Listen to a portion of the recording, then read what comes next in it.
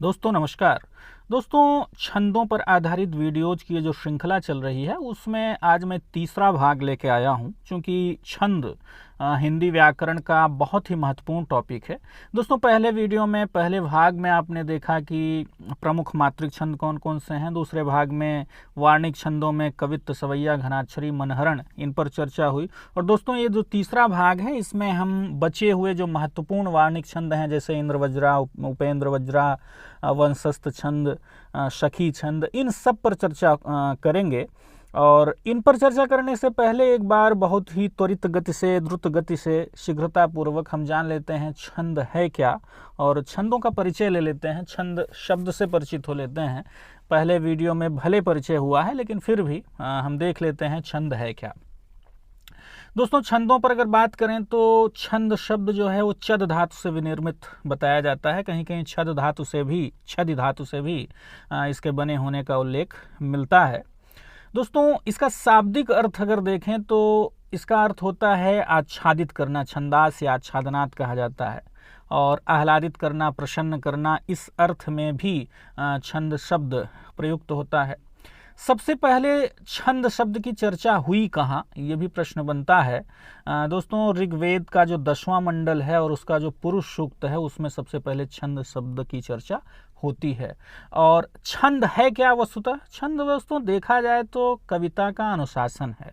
कविता को जब अनुशासित कर देते हैं, चरण, यण, गण, यति, गति, इन सब के आधार पर जब कविता को हम एक तरह से अनुशासित कर देते हैं, आप कह सकते हैं कि निश्चित चरण, निश्चित मात्रा, गति, यति, गण, मात्रा, तुक इत्यादि के आधार पर जो नियोजित पद्यबद्ध रचना होती है उसी को छंद कहते हैं। दोस्तों 2 वीडियो जिसके पहले छंदों पर आ चुके हैं उन पर विस्तार से चर्चा हुई है। इसमें हम वार्णिक छंदों को देखेंगे, जो इंद्रवज्रा, उपेंद्र वज्रा, वंशस्थ इत्यादि जो प्रमुख वार्णिक छंद हैं उन पर चर्चा करेंगे। और इस पर चर्चा करने से पहले जान लेते हैं कि वार्णिक छंद क्या है। दोस्तों देखा जाए तो जैसे मात्रिक छंद मात्राओं की गणना के आधार पर उसका स्वरूप तय होता है, ठीक वैसे ही जो वार्णिक छंद होते हैं वो वर्णों की गणना के आधार पर इनका स्वरूप निश्चित होता है। दोस्तों जैसे मात्रिक छंदों में सम, विषम, अर्धसम, ये 3 रूप देखने को मिलते हैं, वैसे वार्णिक छंदों में भी सम, अर्धसम और विषम, ये 3 रूप देखने को मिलते हैं। क्योंकि अर्धसम और विषम जो होते हैं, अर्धसम और विषम वार्णिक छंद, इनकी संख्या कम है और कम ही इनको प्रयुक्त देखा जाता है काव्यों में। इसलिए सम जो वार्णिक छंद हैं उन पर विशेष रूप से चर्चा होती है और उन्हीं पर प्रश्न भी बनता है, जो सम वार्णिक छंद हैं दोस्तों। यानी एक चरण में समान वार्णिक छंद, यानी एक चरण में 11 वर्ण हैं या एक चरण में 17 हैं तो सभी चरणों में 17, तो ये सम वार्णिक छंद हैं। और चूंकि सम वार्णिक छंद 2 तरह के होते हैं, पहला जो होता है वो साधारण छंद, साधारण वार्णिक छंद, और दूसरा दंडक वार्णिक छंद। जैसे मात्रिक छंदों में आपने देखा साधारण और दंडक होता है, ठीक वैसे ही वार्णिक छंदों में भी साधारण छंद होते हैं, दंडक छंद होते हैं। ये सम वार्णिक छंदों के अंतर्गत ही आते हैं। यानी साधारण छंद और दंडक छंद, वार्णिक छंद, ये सम वार्णिक छंदों के 2 भेद हैं। और चूंकि सम वार्णिक छंद ही ज़्यादा प्रचलन में है, इसलिए वार्णिक छंदों को हम साधारण और दंडक 2 भेदों में देखते हैं, 2 रूपों में देखते हैं। अच्छा, चूंकि वार्णिक छंद जो होते हैं ये गणों पर ही आधारित होते हैं। मात्रिक छंदों में गणों की चर्चा नहीं होती है, लेकिन वार्णिक छंद जो होते हैं ये गणों पर आधारित होते हैं। और आप जानते हैं गणों की संख्या 8 बताई गई है। उसके लिए एक सूत्र आपको बताया गया इसके पहले वाले वीडियो में, आप जानते भी होंगे, या माता राजभान सलगा, या माता राजभान सलगा। यानी ये सूत्र अगर आप याद कर लेते हैं तो फिर 8 गणों को आप आसानी से पहचान पाएंगे, इनके स्वरूप को आसानी से आप समझ लेंगे। या माता राजभान सलगा, यानी इसमें शुरू के जो 8 वर्ण हैं ये 8 गणों को इंगित करते हैं। और लास्ट में लगा, लगा शब्द जो है ये ल से लघु और ग से गुरु होता है। यानी देखा जाए तो 8 2 10 वर्ण हैं इस पूरे सूत्र में। तो अच्छा, गण कैसे इसमें आप चेक करेंगे, जैसे या माता, या ले लेंगे और उसके बाद का जो वर्ण है माता, इन दो को जोड़ के यानी 3 वर्णों का जो समूह होता है वो एक गण कहलाता है।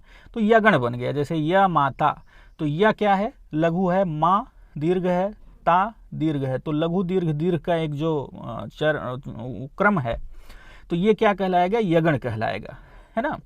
इसी तरह से मगड़, तगण, रगण, जगण, भगण और नगण का भी स्वरूप दोस्तों निश्चित होता है। इस पर बहुत ज़्यादा डिटेल में बात नहीं करूंगा क्योंकि इस पर चर्चा पहले वीडियो में हो चुकी है।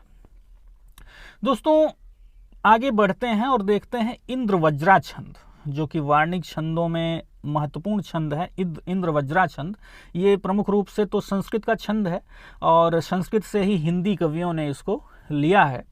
एक सूत्र है दोस्तों इंद्रवज्रा छंद का, चूँकि संस्कृत का छंद है तो इसलिए छंद शास्त्र में आचार्य पिंगल मुनि छंद शास्त्र के जनक कहे जाते हैं। छंद शास्त्र के वैसे आदि आचार्य पिंगल मुनि ही कहे जाते हैं। तो एक सूत्र है, शादिंद्र वज्रा यदि तौ जगौगह।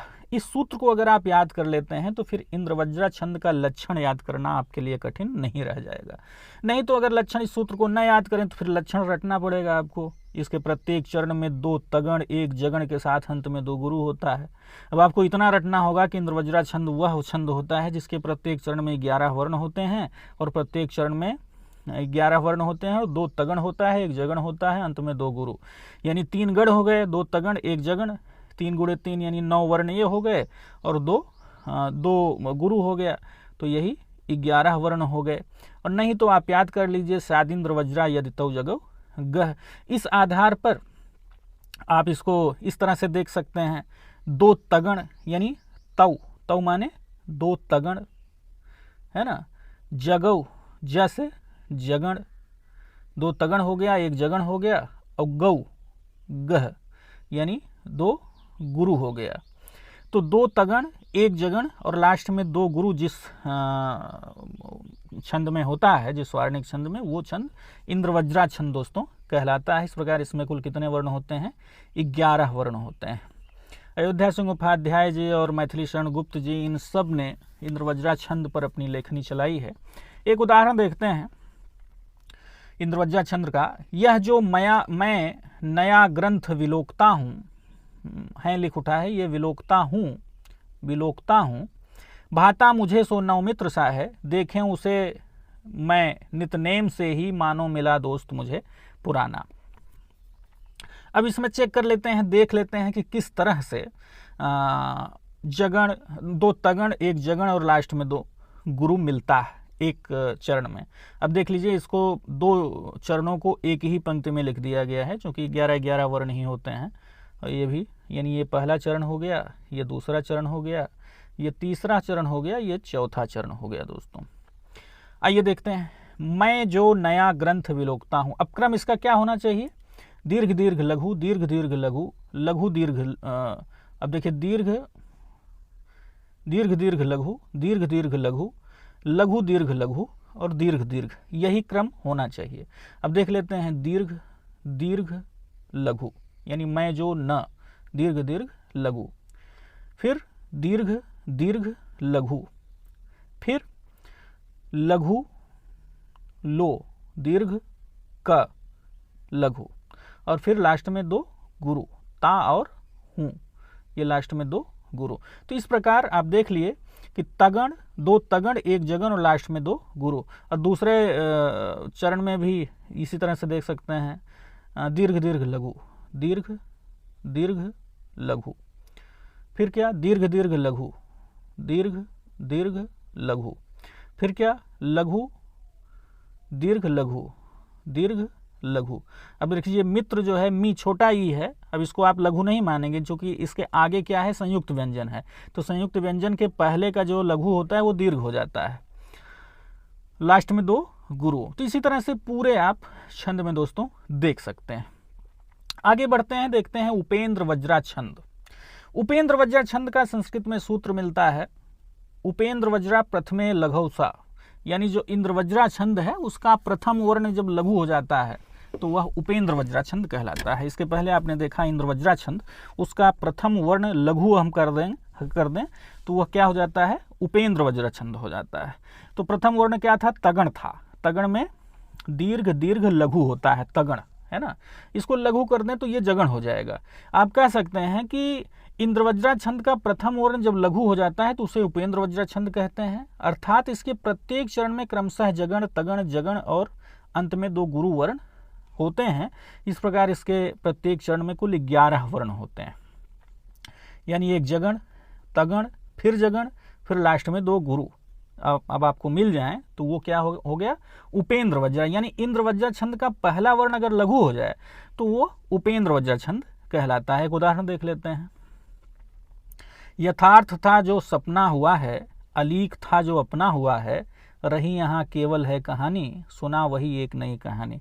अब इसमें देख लेते हैं कि किस तरह से जगण, तगण, जगण और 2 गुरु का क्रम है। यानी लघु दीर्घ लघु, लघु दीर्घ लघु, दीर्घ दीर्घ लघु, लघु दीर्घ लघु और दीर्घ दीर्घ, लास्ट में 2। फिर अलीक था जो अपना हुआ, इसको भी चेक कर लेते हैं। लघु दीर्घ लघु, दीर्घ दीर्घ लघु, लघु दीर्घ लघु और लास्ट में 2 गुरु, आ और है, 2 गुरु। तो इसी तरह से तीसरे और चौथे चरण में भी हम चेक करेंगे तो फिर यही जगण, तगण, जगण और 2 गुरु का क्रम आपको मिल जाएगा। ये उपेंद्र वज्रा छंद है। दोस्तों अगला है भुजंग प्रयात छंद। भुजंग प्रयात छंद संस्कृत का ये भी छंद है, भुजंग प्रयात छंद। सूत्र है इसका भुजंग प्रयातं चतुर्भिर्यकारैः।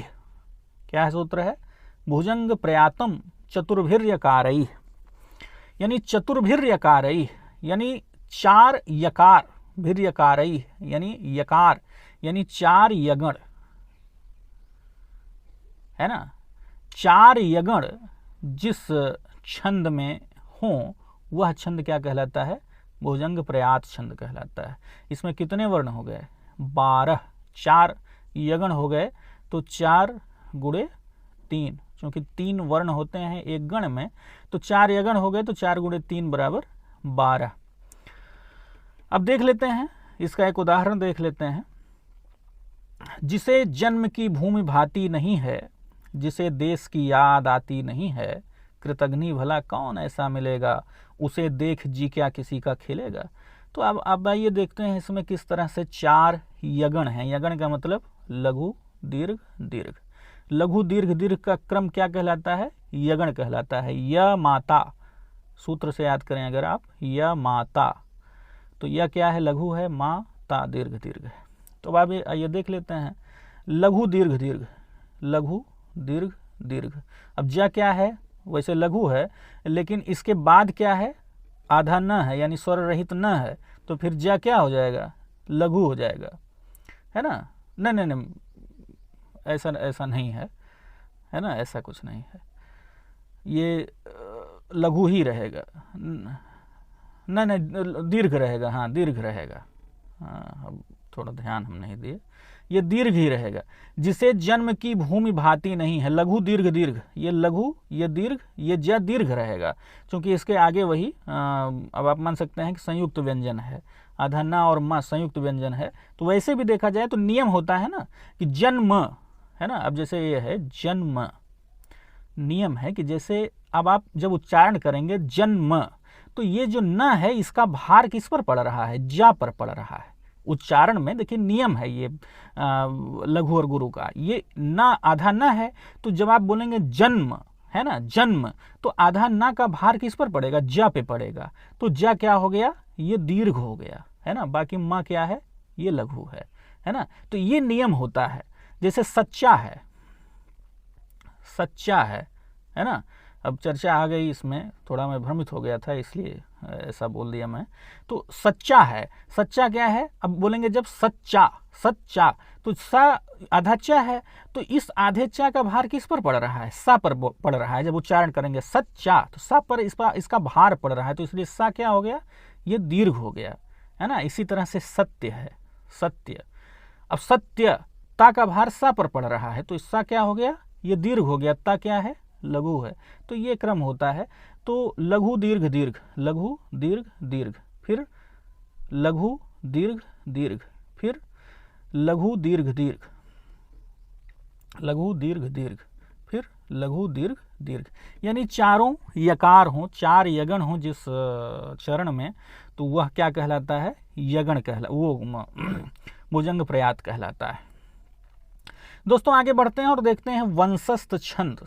वंशस्थ छंद, वदंति वंशस्थ विलम जतौ जरौ, उदाहरण है, वो सूत्र है इसका, वदंति वंशस्थ विलम जतौ जरौ।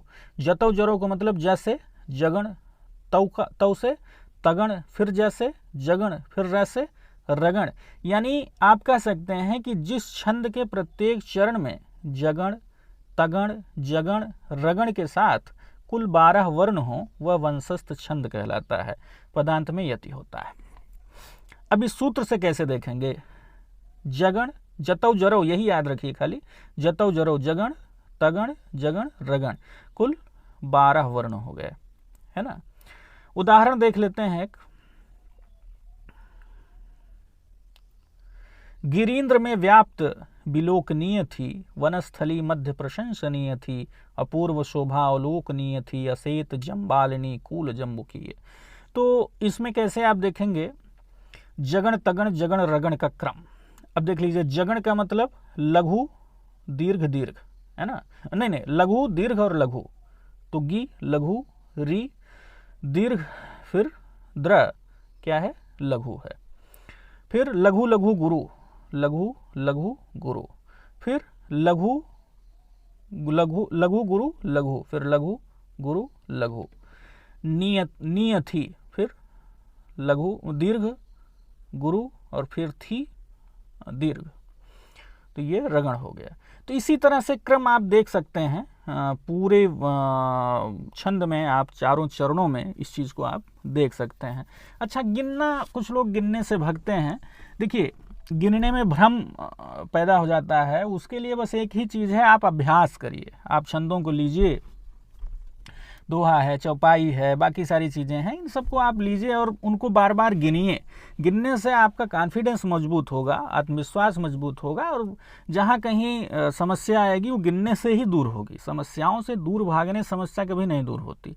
कोई चीज़ नहीं समझ में आ रहा है तो बार बार उसको पढ़िए, बार बार उसको देखिए, है ना। छंदों से इसीलिए कुछ लोग दूर भागते हैं, क्योंकि छंद थोड़ा गणित जैसा लगता है ना, जोड़ना घटाना इसमें होता है। तो दूर मत भागिए छंदों से। छंद तो निश्चित रूप से बहुत ही रोचक विषय है। आइए आगे बढ़ते हैं और देखते हैं अगला छंद कौन सा है। अगला छंद है दोस्तों द्रुत विलंबित छंद, है ना। अब इसका सूत्र है द्रुत विलंबित माह नभौ भरौ। अब यहीं से आप याद कर सकते हैं नभौ भरौ, है ना। मैंने आपको कहा कि अगर आपको सूत्र कठिन लग रहा है याद करना तो मत याद करिए आप, लेकिन आपको तब रटना पड़ेगा द्रुत विलंबित छंद को, है ना।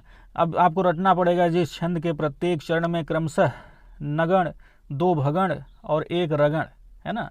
अब यही देखिए, नभौ भरौ, न से नगण, भा से भगण, फिर भा से भगण, फिर र से रगण।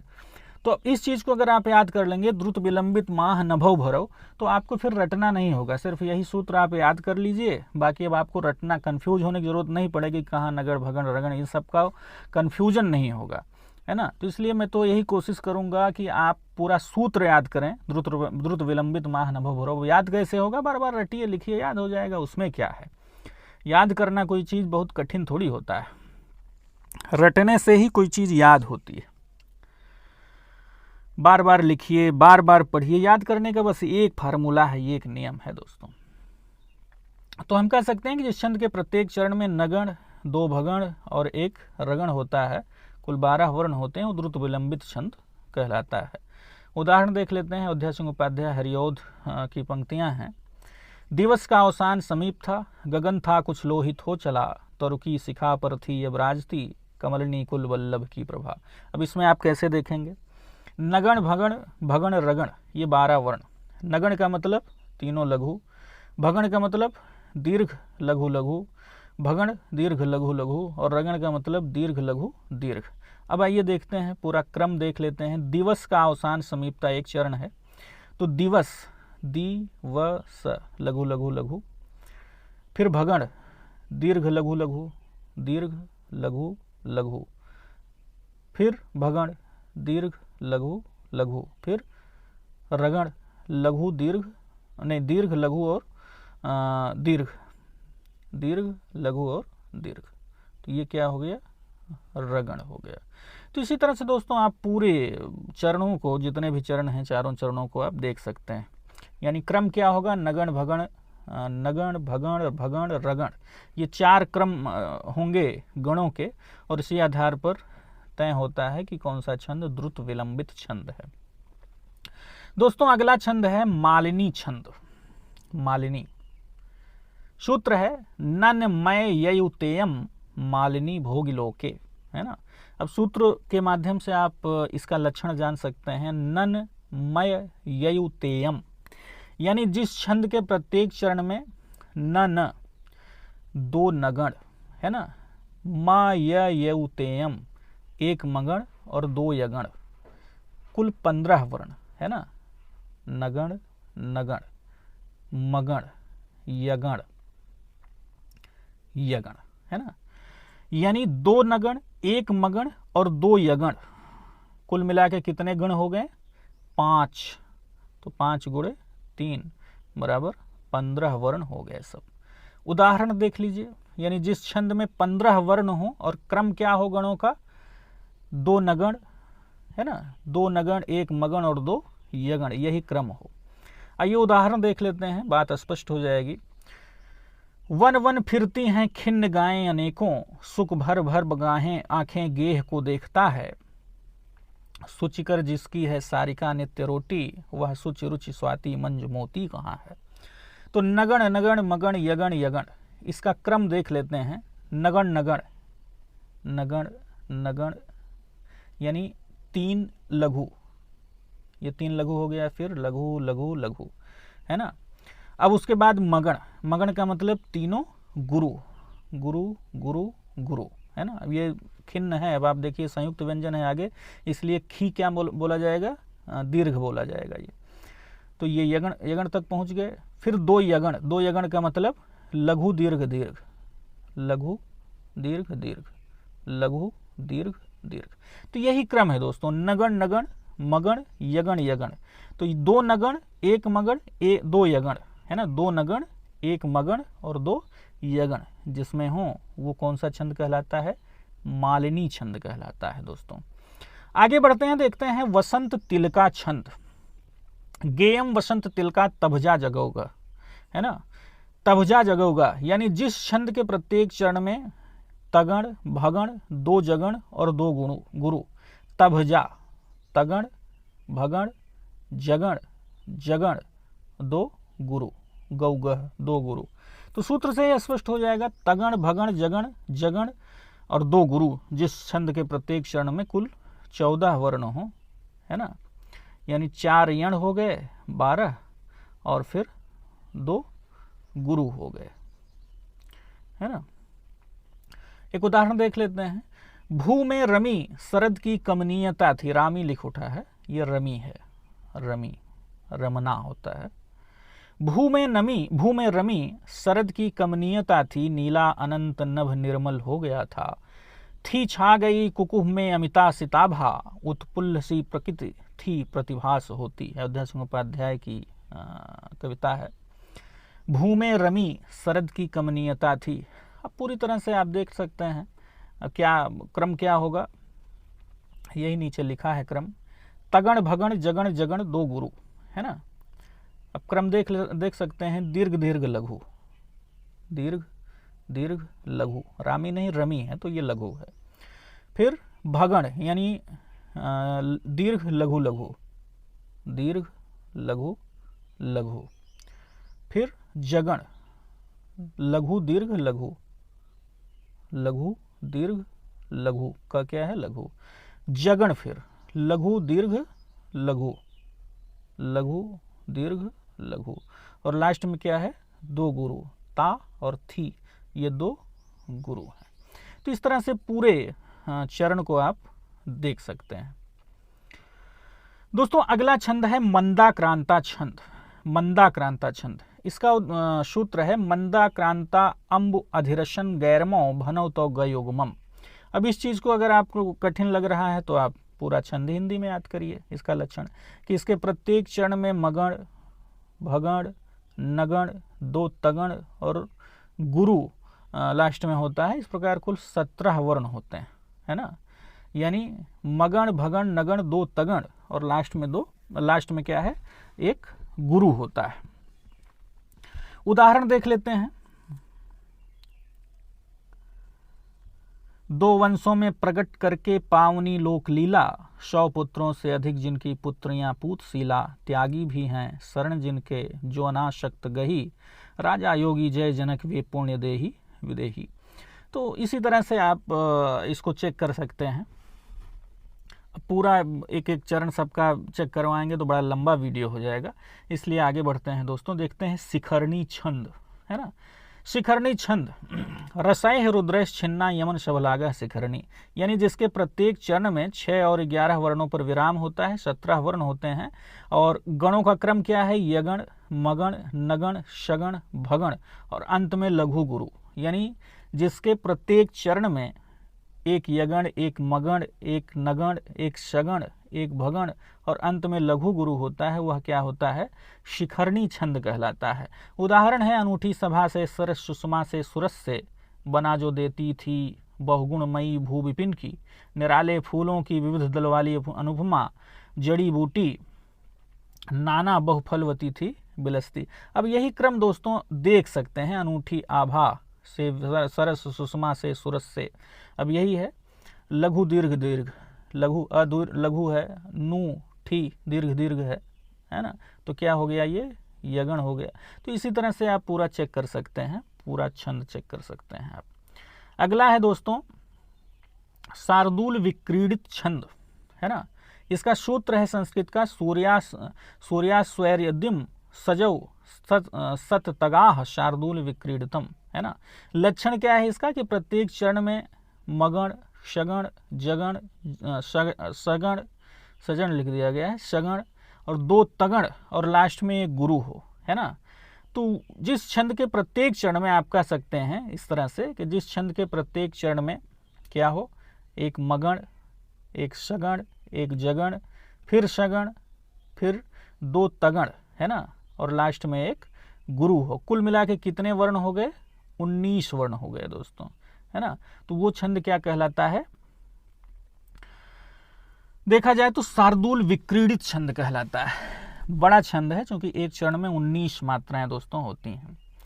उदाहरण इसका देख लेते हैं। सींचे ही बस मालिने कलश ले कोई न ले करतरी, साखी फूल फले यथेच बढ़के फैले लताएं हरी, क्रीड़ा कानन शैल यंत्र जल से संसिक्त होता रहे, मेरे जीवन का चलो सखी वही सोता भिगोता रहे। तो इसको भी आप चेक कर सकते हैं। मगण, मगण का मतलब दीर्घ दीर्घ दीर्घ, सी चे ही दीर्घ दीर्घ दीर्घ, तो ये क्या हो गया, ये मगण हो गया। फिर शगण, शगण का मतलब लघु लघु दीर्घ, लघु लघु माँ दीर्घ। तो इसी तरह से आप पूरा छंद देख सकते हैं दोस्तों। बढ़ते हैं दोस्तों अगले छंद की तरफ, सखी छंद, आंसू छंद जिसको कहते हैं, बड़ा महत्वपूर्ण छंद है। सखी छंद को आंसू छंद के नाम से भी हम जानते हैं। इसका लक्षण क्या है दोस्तों, सखी छंद के प्रत्येक चरण में 14 मात्राएं, मान लीजिए 14 वो होते हैं मात्राएं होती हैं और अंत में यगण अथवा मगण होता है ना। 14 मात्राएं होती हैं और अंत में यगण अथवा मगण होता है। इस तरह के इस चरण में कुल 17 वर्ण हो जाते हैं। प्रसाद जी का जो आंसू छंद है, आंसू काव्य है, वो इसी सखी छंद पर ही आधारित है दोस्तों। श्याम नारायण पांडे जी ने जो जौहर रचना लिखी वो भी इसी आंसू छंद पर ही आधारित है, जिसको सखी छंद के नाम से जानते हैं। रह गया राम को ही था गंगा, यमुना में पानी, सरयू की रेतों में तो आंधी उठती है तूफानी। तो इस तरह से इसको हम देख सकते हैं, यानी 14 के साथ लास्ट में यगण अथवा मगण जिसमें हो वह आंसू छंद कहलाता है। इसके अलावा भी दोस्तों कुछ महत्वपूर्ण वार्णिक छंद हैं, जैसे सारिणी छंद है ना। इसमें 11 वर्ण होते हैं, 1 मगण 2 तगण 2 गुरु। भुजंगी छंद में भी 11 वर्ण होते हैं, 3 यगण और लास्ट में लघु गुरु। तोटक छंद महत्वपूर्ण है, इसमें 12 वर्ण होते हैं, 4 सगण ही होते हैं इसमें। अनुष्टुप छंद संस्कृत का है, 8 वर्ण होते हैं प्रत्येक चरण में। और शगधरा छंद है, 21 वर्ण होते हैं प्रत्येक चरण में। मगण, रगण, भगण, नगण और 3 यगण के साथ जो है इसमें कुल 21 वर्ण होते हैं। रतोद्धता छंद है कि 11 वर्ण होते हैं इसमें। रगण, नगण, रगण, लघु गुरु का क्रम होता है।